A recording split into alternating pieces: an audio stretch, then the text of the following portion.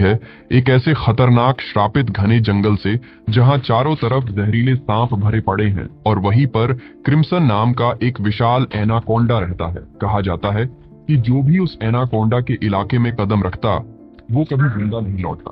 अब हम देखते हैं कि उसी जंगल में जेफ अपने दो साथियों के साथ बोट में बैठकर सांपों का शिकार करने जा रहा होता है। दरअसल ये लोग जहरीले सांप पकड़कर शहर में बेचते हैं, लेकिन आज ये लोग एनाकोंडा के इलाके में जा रहे होते हैं। बोट का कैप्टन भी डरे हुए चेहरे के साथ जेफ से कहता है कि आगे का इलाका एनाकोंडा का है, वहां जाना ठीक नहीं। लेकिन जेफ ये सब सुनकर हल्का सा मुस्कुराता है और कहता है कि बस मुझे उस जगह तक पहुंचा दो और अपने पैसे लेकर अपनी बोट घुमाना और चुपचाप वापस चले जाना। और यहीं पर हमें पता चलता है कि जेफ कोई साधारण शिकारी नहीं था, वो सांपों का एक्सपर्ट हंटर था और उसका टारगेट इस जंगल का राजा क्रिम्सन एनाकोंडा ही है। कुछ देर बाद ये लोग आखिरकार उस जगह तक पहुंच जाते हैं जहां चारों तरफ अजीब सा सन्नाटा होता है, जैसे पूरा जंगल किसी खतरे का इंतजार कर रहा हो। इसी दौरान बोट का कैप्टन जेफ से ज्यादा पैसों की डिमांड करता है। वो कहता है कि इस जगह तक किसी को लाना अपनी मौत को बुलाने जैसा है, इसलिए मुझे ज्यादा पैसे चाहिए। जेफ ये सुनकर अपनी जेब से पैसे निकालता है और कैप्टन की तरफ बढ़ा देता है, लेकिन जैसे ही कैप्टन पैसे लेने के लिए अपने दोनों हाथ आगे करता है, तभी जेफ जानबूझकर सारे पैसे नीचे गिरा देता है, जिसे बोट का कैप्टन झुककर उठाने लगता है। लेकिन जैसे ही वो मुस्कुराते हुए वापस जेफ की तरफ देखता है, तभी जेफ अचानक उसके गले में चाकू घोंप देता है और बेरहमी से उसका गला काटकर उसका सिर नदी के पानी में फेंक देता है। ये सब कुछ नदी के किनारे खड़े जेफ के दोनों साथी भी देख रहे होते हैं। ये देखकर वो दोनों बुरी तरह डर जाते हैं। इसके बाद जेफ उनके पास आता है और उन्हें धमकी देते हुए कहता है कि अगर तुम दोनों ने भी मुझे धोखा देने की कोशिश की तो तुम्हारा भी यही हाल होगा। इसके बाद ये तीनों जंगल के अंदर आगे बढ़ने लगते हैं। कुछ देर बाद इन्हें वहां सांपों की एक विशाल मूर्ति दिखाई देती है।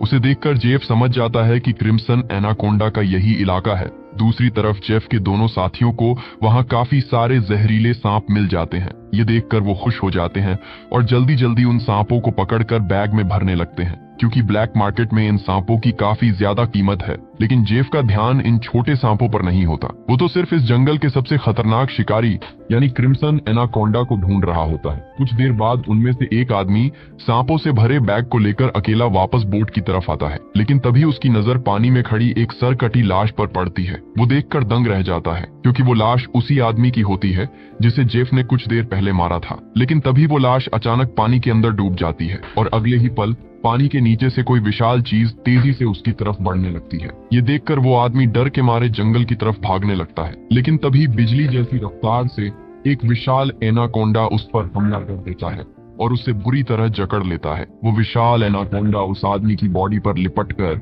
उसकी हड्डियां तोड़ देता है और फिर अपना बड़ा सा मुंह खोलकर उसे जिंदा खाने लगता है। दूसरी तरफ हम उसके दूसरे साथी को देखते हैं जो सांपों से भरा बैग लेकर जंगल के अंदर आगे बढ़ रहा होता है। लेकिन तभी वो अचानक एक जगह रुक जाता है, क्योंकि उसने कुछ ऐसा देख लिया था जिसे देखकर उसकी सांसें तक रुक जाती है। असल में उसने उसी विशाल एनाकोंडा की बॉडी को जंगल में रेंगते हुए देख लिया था। वो एनाकोंडा धीरे धीरे एक पेड़ पर चढ़ रहा होता है और उसके फूले हुए पेट को देखकर साफ समझ आ रहा था कि उसने किसी इंसान को जिंदा निगल लिया है। अब इससे पहले कि वो आदमी अपनी जान बचाकर वहां से भाग पाता, तभी वो एनाकोंडा उसके साथी की लाश को वापस उगल देता है। ये देखकर वो आदमी बुरी तरह डर जाता है, लेकिन अगले ही पल वो विशाल सांप उस पर हमला कर देता है, उसे बुरी तरह जकड़ लेता है। वो एनाकोंडा उसे जोर जोर से दबाने लगता है, उसकी हड्डियां टूटने की आवाजें आने लगती हैं और फिर पेड़ से लिपटकर वो उसे भी जिंदा खाने लगता है। ये सब कुछ थोड़ी दूरी से जेफ भी देख रहा होता है, लेकिन हैरानी की बात ये थी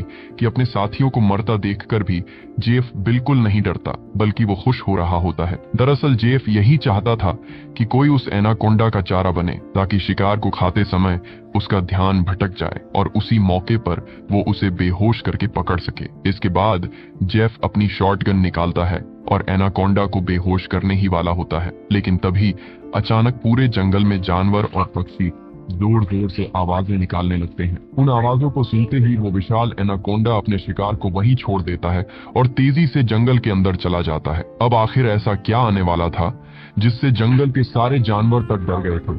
यहीं पर सीन कट होता है और हमें एक सर्कस शो दिखाया जाता है। लेकिन ये सर्कस अब बंद होने की कगार पर था, क्योंकि अब कोई भी इस सर्कस को देखने नहीं आता था। इसी दौरान सर्कस के मालिक के पास बिल याग नाम का एक लड़का आता है। वो सर्कस के मालिक को पैसों से भरा एक सूटकेस देता है और सर्कस में काम करने वाले सभी लोगों को खरीद लेता है, क्योंकि वो थाईलैंड जाकर एक नया सर्कस शुरू करना चाहता था। सर्कस के लोग बिल याग के पास इतने सारे पैसे देखकर हैरान रह जाते हैं, क्योंकि कुछ साल पहले तक बिल याग बहुत गरीब हुआ करता था। वो भी इन्हीं लोगों के साथ सर्कस में काम करता था।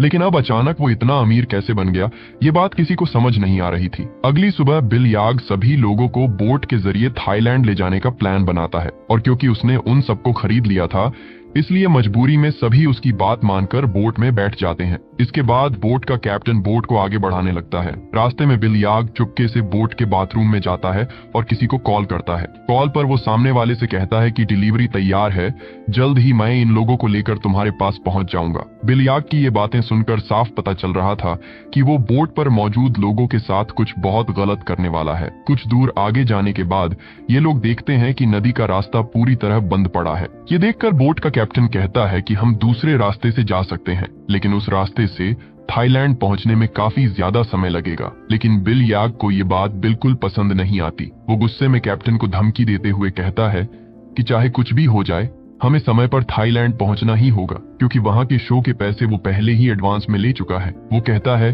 कि अगर हम समय पर शो नहीं कर पाए तो हम पूरी तरह बर्बाद हो जाएंगे। तब बोट का कैप्टन कहता है कि अगर तुम लोग लंबे रास्ते से नहीं जाना चाहते तो हमारे पास सिर्फ एक ही रास्ता बचता है। वो उन कंटेनर्स की तरफ देखते हुए कहता है कि हम इन सब चीजों को बम से उड़ा देंगे और अपना रास्ता बनाकर यहाँ से निकल जाएंगे। बिल याग को कैप्टन का ये आइडिया सही लगता है और वो इसके लिए तुरंत तैयार हो जाता है, लेकिन इन्हें बिल्कुल अंदाजा नहीं था कि ये लोग कितनी बड़ी गलती करने जा रहे हैं। इसके बाद ये लोग कंटेनर्स के पास बम लगा देते हैं और फिर रिमोट दबाकर उन्हें जोरदार ब्लास्ट कर देते हैं। धमाके से रास्ता तो साफ हो जाता है, लेकिन अगले ही पल उन कंटेनर्स के अंदर से ढेर सारे जहरीले सांप निकलकर सीधे इनकी बोट पर गिरने लगते हैं। दरअसल उन सभी कंटेनर्स में सांप भरे हुए थे। ये देखकर बोट पर अफरा तफरी मच जाती है। सभी लोग डर के मारे इधर उधर भागने लगते हैं। कुछ ही सेकंड में पूरी बोट जहरीले सांपों से भर जाती है और वो सांप लोगों को डसने लगते हैं। इसी दौरान लेनी नाम की एक लड़की समझदारी दिखाते हुए पाइप से तेज प्रेशर वाला पानी छोड़ देती है,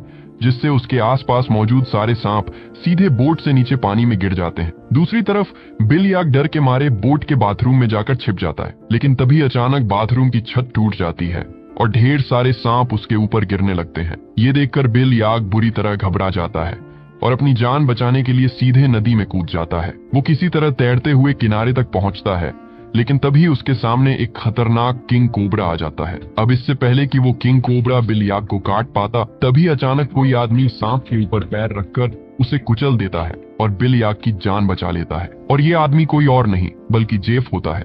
जेफ यहाँ सभी लोगों से झूठ बोलते हुए कहता है कि वो एक वाइल्ड एक्सप्लोरर है और जंगल में हुए एक एक्सीडेंट की वजह से यहाँ फंस गया था। तभी सर्कस का एक आदमी जिसका नाम जियाऊ होता है, अचानक अपने कान को पकड़कर जोर जोर से चिल्लाने लगता है। उसके कान में इतना भयानक दर्द हो रहा होता है कि वो नीचे गिर जाता है। ये देखकर जेफ उसके पास आता है और ध्यान से उसके कान के अंदर देखने लगता है। तभी उसे समझ आ जाता है कि आखिर जियाऊ के कान में क्या चीज है। इसके बाद जेफ अपनी उंगली पर हल्का सा कट लगाता है और उसे जियाऊ के कान के पास ले जाता है। तभी अगले ही पल जियाऊ के कान के अंदर से एक पतला जहरीला सांप बाहर निकलता है और सीधे जेफ की उंगली पर काट लेता है। लेकिन हैरानी की बात यह थी कि सांप के काटने के बाद भी जेफ को कुछ नहीं होता। वो आराम से उस सांप को पकड़कर पानी में फेंक देता है। ये देखकर लेनी बुरी तरह हैरान रह जाती है। वो सोचने लगती है कि आखिर जहरीले सांप के काटने के बाद भी जेफ पर जहर का असर क्यों नहीं हुआ। दरअसल लेनी को सांपों के बारे में काफी जानकारी होती है।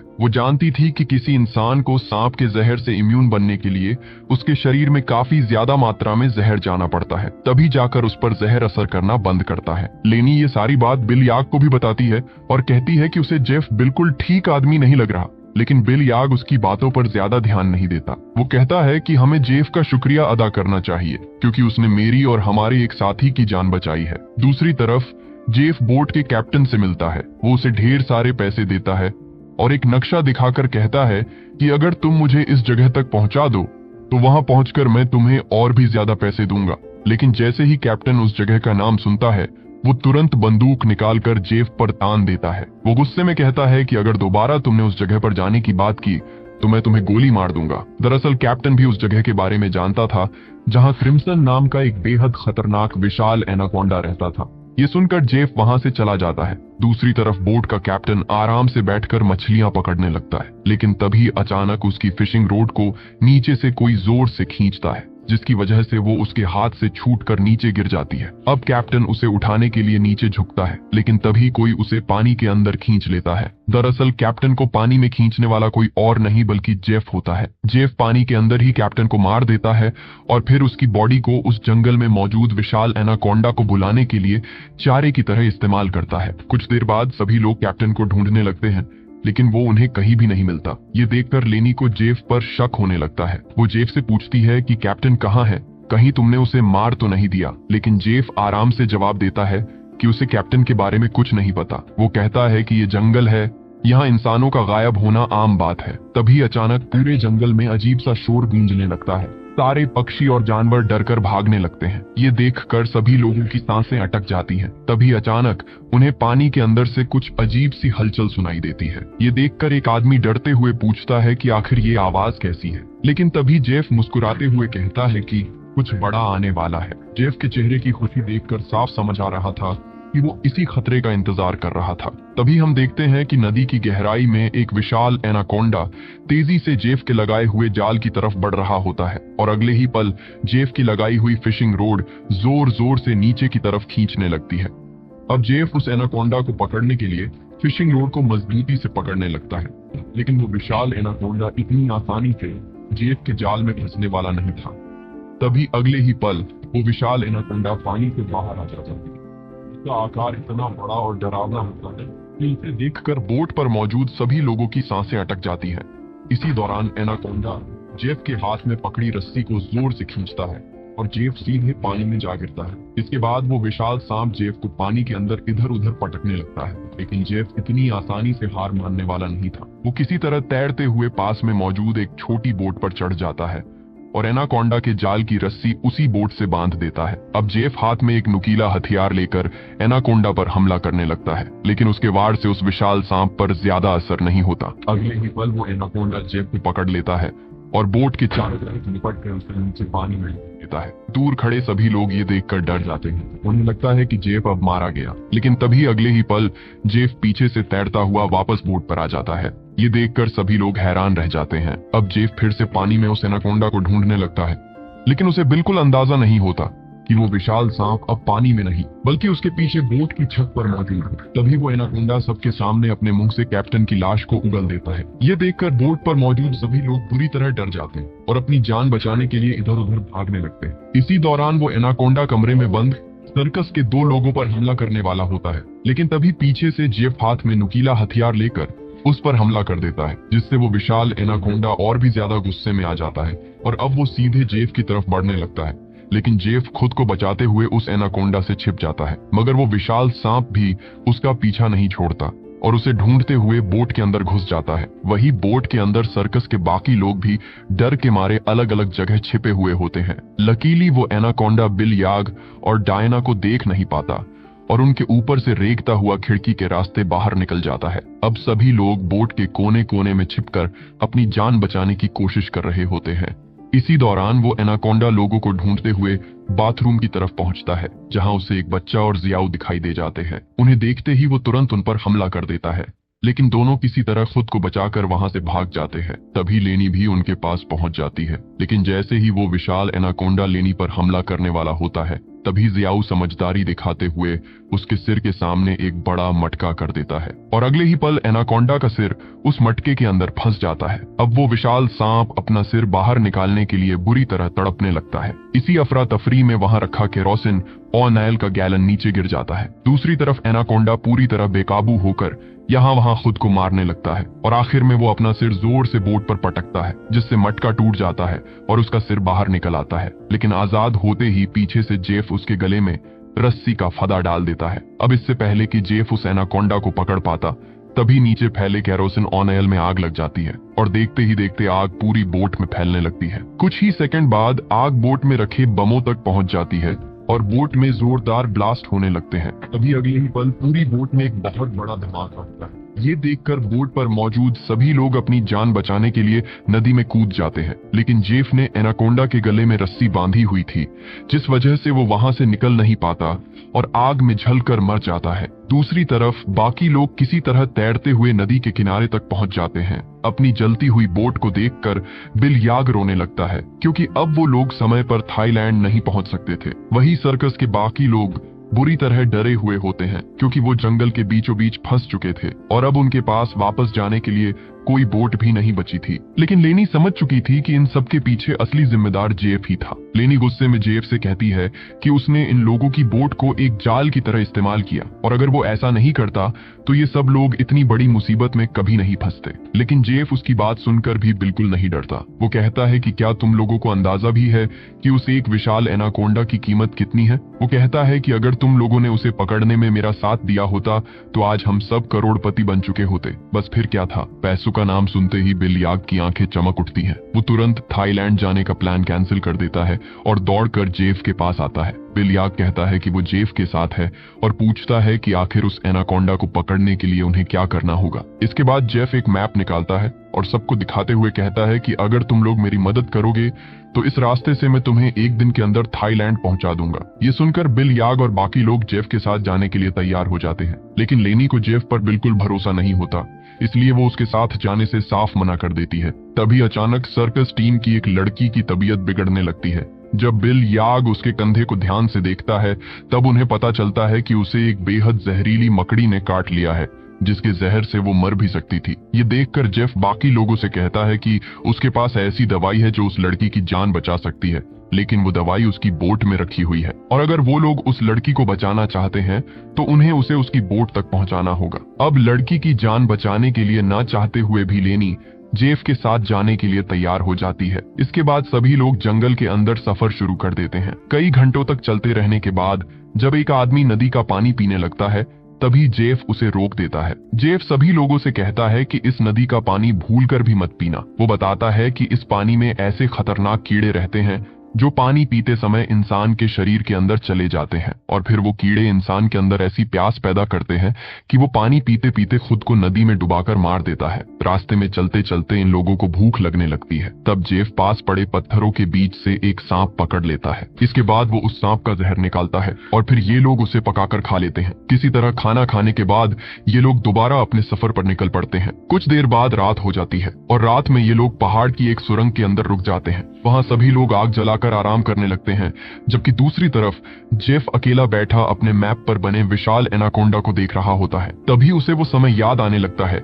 जब पहली बार उस विशाल एनाकोंडा ने उस पर हमला किया था। उस समय वो एनाकोंडा जेफ को मारने ही वाला था, लेकिन तभी जेफ समझदारी दिखाते हुए पास रखे एक लकड़ी के बॉक्स के अंदर छिप जाता है और क्योंकि वो बॉक्स एक ढलान पर रखा होता है इसलिए जेफ उसे धक्का देकर नीचे नदी की तरफ लुढ़का देता है। लेकिन नीचे पहुंचने के बाद जेफ उस बॉक्स से बाहर निकलने की कोशिश करता है, मगर बदकिस्मती से वो उसी बॉक्स में फंसकर रह जाता है और काफी समय तक जेफ उसी बॉक्स के अंदर बंद रहता है। इसके बाद बिल याग और उसके साथी वहां पहुंचते हैं। वो रास्ता साफ करने के लिए डायनामाइट से कंटेनर्स उड़ा देते हैं और उसी धमाके की वजह से जेफ उस बॉक्स से बाहर निकल आता है। सीन फिर से प्रेजेंट में आता है जहां जेफ अभी भी उस मैप को देख रहा होता है। तभी बिल याग उसके पास आता है और पूछता है कि क्या वो उसी विशाल एनाकोंडा को पकड़ना चाहता है। तब जेफ कहता है कि वो कोई साधारण एनाकोंडा नहीं है, बल्कि इस पूरे जंगल का राजा है। वो कहता है कि जंगल का हर जानवर उससे डरता है और उसने अपने जैसे कई विशाल एनाकोंडा तक को मार डाला है। जेफ कहता है कि अगर वो लोग उसे पकड़ने में कामयाब हो गए तो वो रातों रात मिलेनियर बन जाएंगे।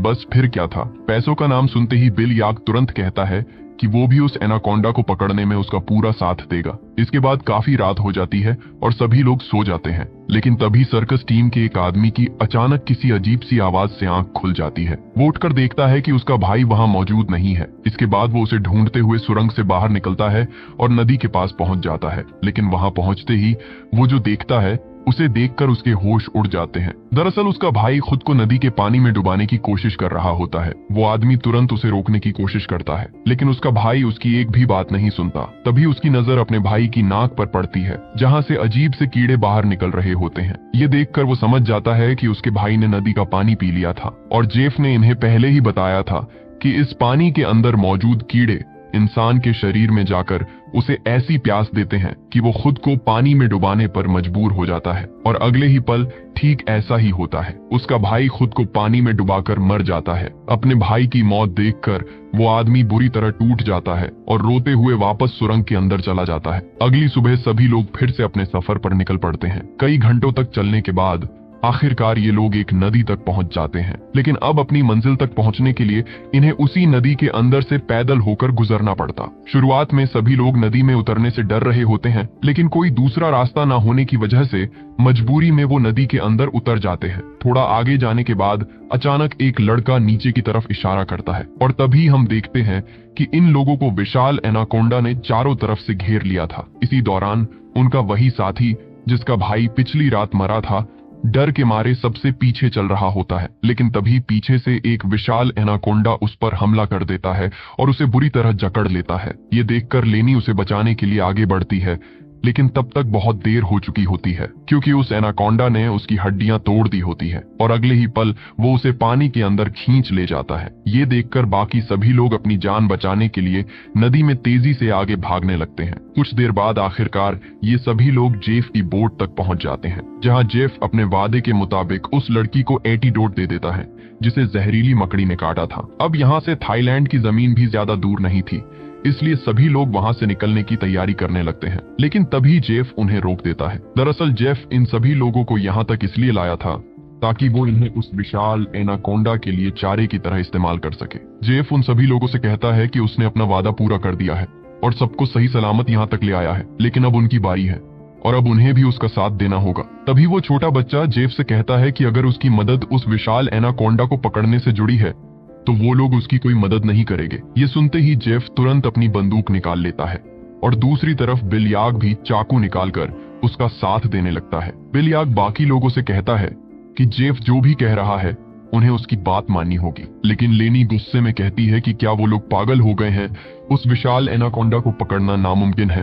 और वो लोग अपनी जान खुद खतरे में डाल रहे हैं। तब जेफ कहता है कि वो सही कह रही है, उस एनाकोंडा को पकड़ना आसान नहीं है लेकिन नामुमकिन भी नहीं। वो कहता है कि जब वो एनाकोंडा अपने शिकार को खा रहा होगा और उसका ध्यान भटका होगा तभी उसे पकड़ा जा सकता है। इसके बाद जेफ और बिल याग सर्कस टीम के दो लोगों को रस्सी से बांध देते हैं ताकि उन्हें एनाकोंडा के लिए चारे की तरह इस्तेमाल किया जा सके। ये देखकर वो छोटा बच्चा बिल याग से पूछता है कि वो ऐसा क्यों कर रहा है, अगर सब लोग मर गए तो उसकी सर्कस में परफॉर्म कौन करेगा। लेकिन ये सुनकर बिल याग जोर जोर से हंसने लगता है। वो कहता है कि क्या इन लोगों ने कभी सोचा नहीं कि कुछ ही सालों में वो अचानक इतना अमीर कैसे बन गया। फिर वो अपनी असली सच्चाई बताता है। वो कहता है कि वो इन्हें थाईलैंड सर्कस दिखाने नहीं ले जा रहा था, बल्कि इनके बॉडी ऑर्गन्स बेचकर पैसा कमाने वाला था और यही उसका असली बिजनेस था। लेकिन अब उसने अपना प्लान बदल दिया है, क्योंकि उसे पता चल चुका था कि इन लोगों के ऑर्गन्स से भी ज्यादा पैसा वो विशाल एनाकोंडा उसे दिला सकता है। दूसरी तरफ जेफ ने उन दो लड़कियों को भी बांध रखा होता है और अब वो उनमें से एक लड़की के साथ बदतमीजी करने लगता है, लेकिन तभी वो लड़की चालाकी से ऐसा दिखाती है जैसे वो जेफ का साथ देना चाहती हो। जेफ उसकी चाल समझ नहीं पाता। वो लड़की धीरे धीरे उसके करीब आती है और उसके बालों में हाथ फेरने लगती है, लेकिन मौका मिलते ही वो जेफ की पॉकेट से बंदूक निकाल लेती है और सीधे उसी पर तान देती है। अब जैसे ही वो लड़की जेफ को गोली मारने की कोशिश करती है तभी बंदूक नहीं चलती, क्योंकि उसे उसका लॉक खोलना नहीं आता था। ये देखकर जेफ गुस्से में उससे बंदूक छीन लेता है और उसी लड़की पर तान कर उसे मारने वाला होता है, लेकिन तभी लेनी खुद को आजाद कर लेती है और पीछे से आकर शीशे के नुकीले टुकड़े से जेफ के पेट पर हमला कर देती है। अब जेफ गुस्से में लेनी को जोर से धक्का देकर पीछे गिरा देता है, लेकिन तभी दूसरी लड़की भी जेफ पर हमला कर देती है और पीछे से लेनी उसकी बंदूक छीनने की कोशिश करने लगती है। इसी हाथापाई के बीच अचानक गोली चल जाती है, लेकिन किसी को समझ नहीं आता कि गोली आखिर किसे लगी थी। दूसरी तरफ हम उन दो आदमियों को देखते हैं जिन्हें बिल याग और जेफ ने एनाकोंडा के लिए चारे की तरफ बांध रखा था। वो दोनों डर के मारे बुरी तरह कांप रहे होते हैं। कुछ देर बाद एक विशाल एनाकोंडा धीरे धीरे उन्हीं की तरफ बढ़ने लगता है। वही दूर खड़ा बिल याग मजे से ये सब देख रहा होता है। दरअसल वो इंतजार कर रहा था कि जैसे ही एनाकोंडा उन लोगों पर हमला करेगा वो रस्सी खींचकर उसे जाल में फंसा लेगा, लेकिन बिल याग को बिल्कुल अंदाजा नहीं था कि उसके ठीक ऊपर एक दूसरा विशाल एनाकोंडा उसकी तरफ बढ़ रहा है। अब इससे पहले कि बिल याग उसे देख पाता, वो विशाल सांप उस पर हमला कर देता है और उसे अपने साथ उठाकर ले जाता है और उसी दौरान बिल याग के हाथ से रस्सी छूट जाती है। जिसकी वजह से जाल नीचे गिर जाता है और चारे की तरह बंधे दोनों आदमी उसके अंदर सुरक्षित हो जाते हैं। दूसरी तरफ जेफ उस लड़की को मारने की कोशिश कर रहा होता है, लेकिन तभी पीछे से लेनी एक बड़ी लकड़ी उठाकर जेफ के सिर पर मार देती है, जिससे वो बेहोश होकर नीचे गिर जाता है। इसके बाद दोनों लड़कियां भागते हुए अपने साथियों के पास पहुंचती है और उन्हें जाल से आजाद कर देती है। लेकिन बदकिस्मती से कुछ ही देर बाद जेफ को होश आ जाता है और वो गुस्से में उनकी तरफ बढ़ने लगता है। लेकिन तभी अचानक एक विशाल एनाकोंडा वहां आ जाता है और जेफ को पकड़कर अपने साथ ले जाता है। ये देखकर बाकी लोग तुरंत वहां से भागने की तैयारी करने लगते हैं, लेकिन तभी उन्हें पता चलता है कि सर्कस टीम की एक लड़की ठीक से चल भी नहीं पा रही थी। दरअसल थोड़ी देर पहले हाथापाई के दौरान जो गोली चली थी वो उसी लड़की को लगी थी। कुछ देर बाद वो लड़की उन्हीं लोगों के सामने दम तोड़ देती है। अब बचे हुए 3 लोग अपनी जान बचाने के लिए जल्दी से जेफ की बोट में बैठते हैं और नदी के रास्ते वहां से निकलने लगते हैं। लेकिन तभी अचानक पीछे से जियाऊ के कंधे पर कुछ आकर लगता है। जब वो उसे निकाल कर देखता है तब उसे पता चलता है कि वो एक बेहोशी का इंजेक्शन था और कुछ ही सेकंड बाद जियाऊ बेहोश होकर नीचे गिर जाता है। दरअसल जियाऊ पर हमला करने वाला कोई और नहीं बल्कि जेफ होता है, यानी वो उस एनाकोंडा के हमले से भी बच गया था और उसने उस सांप का सिर काटकर उसे मार डाला था। इसके बाद जेफ उन तीनों लोगों को पकड़ लेता है और उन्हें फिर से एनाकोंडा के चारे की तरह बांध देता है। वो उनके चारों तरफ तेज धार वाली लोहे की तार लगा देता है और वहां खून भी छिड़क देता है ताकि एनाकोंडा जल्दी वहां पहुंचे। इसके बाद जेफ जाल की रस्सी पकड़कर थोड़ी दूरी पर जाकर खड़ा हो जाता है। कुछ देर बाद कई विशाल एनाकोंडा खून की गंध सूंघते हुए धीरे धीरे उन तीनों की तरफ बढ़ने लगते हैं। ये देखकर उन तीनों की हालत खराब हो जाती है, क्योंकि अब उन्हें अपनी मौत बिल्कुल सामने दिखाई दे रही थी। अब वो सभी विशाल एनाकोंडा धीरे धीरे उन तीनों के काफी करीब पहुंच जाते हैं। लेकिन तभी अचानक एक बार फिर पूरे जंगल में जानवर और पक्षी जोर जोर से आवाजें निकालते हुए भागने लगते हैं और ये देखकर वहां मौजूद बाकी सभी एनाकोंडा भी डरकर एक एक करके पीछे हटने लगते हैं। लेकिन उनमें से एक एनाकोंडा अभी भी वहीं रुका रहता है और उन तीनों पर हमला करने के लिए आगे बढ़ने लगता है। तभी अगले ही पल वहां क्रिम्सन एनाकोंडा आ जाता है और आते ही वो दूसरे एनाकोंडा पर हमला कर देता है और एक ही झटके में उसे मार डालता है। अब पहली बार हम उस विशाल क्रिम्सन एनाकोंडा को ठीक से देख पाते हैं। उसका आकार बाकी सभी सांपों से कई गुना बड़ा और बेहद खतरनाक होता है। उसे देखकर उन तीनों की हालत खराब हो जाती है, लेकिन दूसरी तरफ दूर खड़ा जेफ उसे देखकर खुशी से मुस्कुराने लगता है। दरअसल वो इसी पल का इंतजार कर रहा था। अब वो विशाल क्रिम्सन एनाकोंडा उन तीनों के चारों तरफ लिपट जाता है और अपना बड़ा सा मुंह खोलकर उन्हें खाने ही वाला होता है। लेकिन तभी जेफ अचानक जाल की रस्सी तोड़ देता है और वो विशाल एनाकोंडा जाल में फंस जाता है। इसके बाद वो खुद को छुड़ाने के लिए पूरी तरह तड़पने लगता है। वो पूरी ताकत लगाकर बाहर निकलने की कोशिश करता है, लेकिन जब वो आजाद नहीं हो पाता तब वो अपने तेज दांतों से जाल की रस्सी काट देता है। हालांकि जाल की कुछ रस्सियां अभी भी उसकी बॉडी में फंसी हुई होती है, इसीलिए जेफ रस्सी को मजबूती से पकड़कर उसे कंट्रोल करने की कोशिश करता है। लेकिन वो विशाल क्रिम्सन एनाकोंडा जेफ से कई गुना ज्यादा ताकतवर होता है। जेफ उसे रोकने की कोशिश में 2 पेड़ों के बीच फंस जाता है और अब वो वहां से बाहर भी नहीं निकल पाता। तभी मौका मिलते ही क्रिम्सन एनाकोंडा उसकी तरफ बढ़ता है और उसे बुरी तरह जकड़ लेता है। दूसरी तरफ वो तीनों भी अपनी आंखों से ये सब देख रहे होते हैं और डर के मारे खुद को छुड़ाने की कोशिश करने लगते हैं, क्योंकि उन्हें पता था कि जेफ के बाद अगली बारी उन्हीं की होगी। ये लोग हर तरह से खुद को आजाद करने की कोशिश करते हैं, लेकिन वो जाल से बाहर नहीं निकल पाते। तभी वो छोटा बच्चा अपने दांतों से रस्सी काटना शुरू कर देता है। काफी कोशिशों के बाद वो रस्सी का थोड़ा हिस्सा काट देता है, लेकिन अभी भी कुछ रस्सी बाकी थी। अब वो अपनी पूरी ताकत लगाकर रस्सी काटने लगता है, यहाँ तक कि उसके दांतों से खून निकलने लगता है। दूसरी तरफ क्रिम्सन एनाकोंडा जेफ को जोर जोर से दबाने लगता है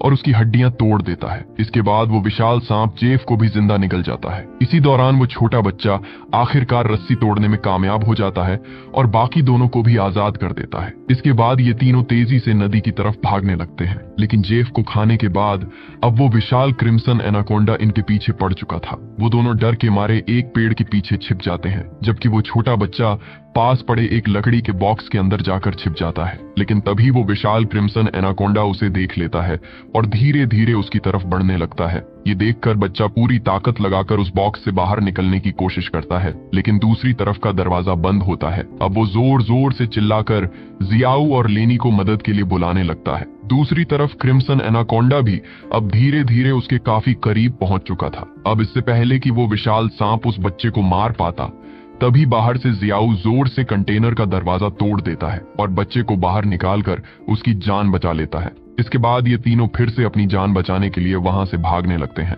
लेकिन ये पूरा जंगल उसी क्रिम्सन एनाकोंडा का था और इस जंगल में रहकर उससे बचना लगभग नामुमकिन था। इसीलिए कुछ दूर जाकर ये लोग फिर से एक पेड़ के पीछे छिप जाते हैं, लेकिन तभी थोड़ी दूरी पर वो विशाल एनाकोंडा इन्हें देख लेता है और तेजी से इनकी तरफ बढ़ने लगता है। अब ये तीनों खड़े होकर अपनी मौत का इंतजार करने लगते हैं, क्योंकि इन्हें पता चल चुका था कि अब वो लोग नहीं बच पाएंगे। लेकिन जैसे ही वो विशाल क्रिम्सन एनाकोंडा अपना बड़ा मुंह खोलकर उन पर हमला करने वाला होता है, तभी अचानक एक तेज नुकीली लोहे की तार उसके सिर को बीच से काट देती है। दरअसल ये वही जाल था जो जेफ ने पहले से बिछाया हुआ था और इसी के साथ उस विशाल क्रिम्सन एनाकोंडा का आखिरकार अंत हो जाता है। ये देखकर उन तीनों को अपनी आंखों पर यकीन नहीं होता, क्योंकि वो मौत के इतने करीब आ चुके थे। इसके बाद वो लोग कुछ देर तक उस विशाल एनाकोंडा की बॉडी को देखते रहते हैं और फिर जल्दी से उस जंगल को छोड़कर वहां से निकल जाते हैं और इसी के साथ इस कहानी का अंत हो जाता है।